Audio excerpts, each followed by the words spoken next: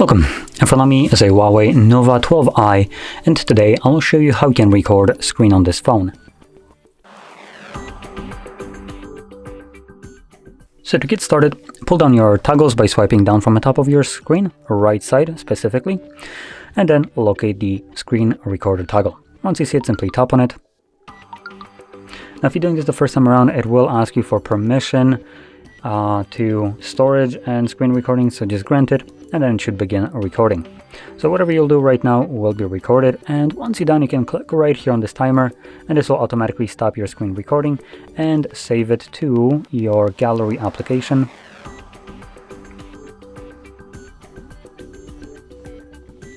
So you can navigate to albums, and in here you will find screenshots album, and that's where the device actually saves screen recordings. As you can see it right here.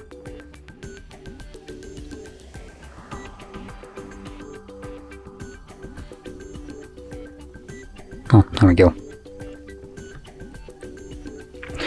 So anyway, with that being said, if you found this video helpful, don't forget to hit like, subscribe, and thanks for watching.